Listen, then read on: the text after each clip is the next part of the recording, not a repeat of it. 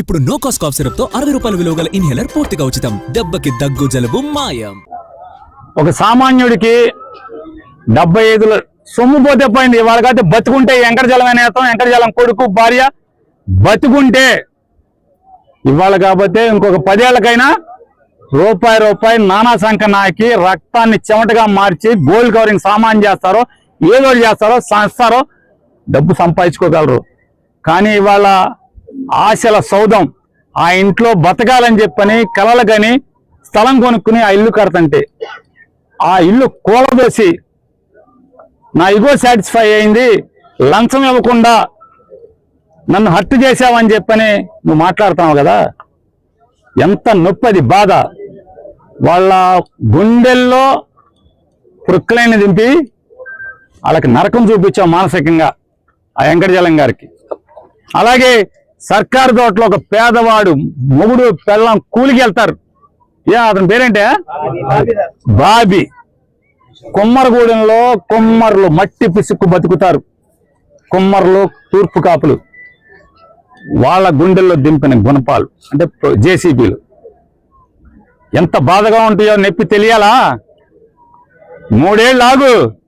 ఇదే బాపిరాజు కమిషనర్ని బందర్లో కమిషనర్ గా తీసుకొచ్చి ఇంకా అతను 2034 దాకా ఉంటాడు సర్వీస్లో. బాపిరాజు చౌదరి గారు చంద్రబాబు నాయుడు గారి చుట్టం, గోపీచంద్ గారికి చుట్టం. ఈ బాపిరాజు చౌదరి గారిని 2029 గవర్నమెంట్ రాగానే, జగన్ రాగానే ఆ కమిషనర్ బందర్ పోస్టింగ్ తీసుకొచ్చి ఇదే బాధ, ఇదే ప్రొక్లైన్ దిగితే గుండెల్లో ఎంత బాధ ఉంటుందో నీకు. నిన్ను ఆడిస్తున్న నీ పెన్ డ్రైవ్లన్నీ కూడా సేఫ్ లాకర్లో దాచుకుని నిన్ను తోలుబొమ్మలాగా ఆడిస్తున్నటువంటి ఆడికి ఇద్దరికి ఈ జేసీబీ బకెట్లు దిగితే ఎంత బాధ ఉంటుందో చూపించకపోతే కొలరవింద్ర చూసుకో. ఇదే బాపిరాజుని బందర్ తీసుకొస్తా.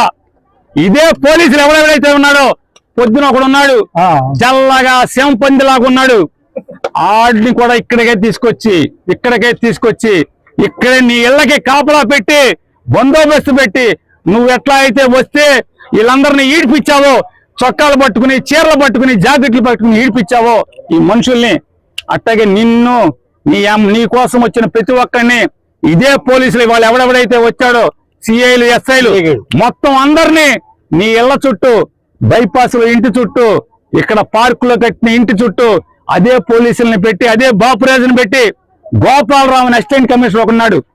ఎవరెవరైతే ఈ పాడు పనులు తప్పుడు పనులు ఇన్వాల్వ్ అయ్యారో నోటీసులు ఇవ్వకుండా, ఏసీపీ నీ ఇంటికి ప్లాన్ లేదు, నీ ఇల్లు ఎక్కడో నాకు తెలుసు, నీకు తెలుసు. అలాగే TPO TPS assistant commissioner Gopalarao, నువ్వు బందర్ వదిలి వెళ్ళిపోతావేమో. గోపాలరావు బందర్ కాదు, నువ్వు ఆంధ్ర రాష్ట్రంలో ఎక్కడున్నా సరే, అవసరమైతే నువ్వు తెలంగాణ వెళ్తే కేసీఆర్ కాళ్ళన్నా పట్టుకుంటా. నీ ఇంటి సంగతి చూస్తా గోపాలరావు. మనిషి జన్మ ఎత్తలేదా మీరని అడుగుతున్నాను. మనిషి జన్మ ఎత్తలేదా ఎవడు మీరు అసలు అధికారులా? అలాగే జిల్లా ఎస్పీ నాయుడు గారిని కూడా అడుగుతున్నా, అయ్యా ఎస్పీ గారు, కమిషనరు మీ పోలీసులకి పోలీస్ రిక్వెజిషన్ ఇచ్చాడా? ప్రొటెక్షన్ అడిగాడా? రాతపూర్వకంగా అడిగాడా? ఫోన్ చేసి కుల్లు రవీంద్ర అడగటం కాదు ఎస్పీ గారు, నిన్ను రాతపూర్వకంగా మున్సిపల్ కమిషనర్ మీ పోలీసుల్ని నాకు పోలీస్ బందోబస్తు కావాలి, సోన్సో నోటీస్ నంబర్ ప్రకారం కూలదోయటానికి నేను వాళ్ళకి నోటీస్ ఇచ్చాను, నిన్ను పోలీస్ ప్రొటెక్షన్ రాతపూర్వకంగా అడిగాడా? మీరు ఆలోచించుకోండి ఎస్పీ గారు. మీరు ఊరికే కొల్లు రవీంద్ర తానా అంటే తందానా అని కొల్లు రవీంద్ర ఫోన్ చేయగానే మీరు లేచి నుంచి పోలీసులను పంపిస్తే ఇది ధర్మమా మీ ఐపీఎస్ ఉద్యోగానికి? ఎస్పీ గారు రాతపూర్వకంగా కమిషనర్ మిమ్మల్ని అడగడా?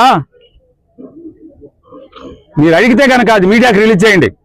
మున్సిపల్ కమిషనర్ బాపిరాజు చౌదరి మీకు మున్సిపాలిటీ నుంచి అధికారికంగా నేను పలానా చోట నోటీస్ ఇచ్చాను, ఆ నోటీస్ మీరిపోయింది, నాకు అక్కడ ఇల్లు కూలదోయటానికి పోలీస్ ప్రొటెక్షన్ కావాలని చెప్పని మీకు రాతపూర్వకమైన నోటీస్ చిలకలపూడి సిఐకి ఇచ్చాడా? ఇస్తే మీడియాకి పెట్టండి. నేను మిమ్మల్ని నోరు మూసుకోకపోతే అప్పుడు అడగండి.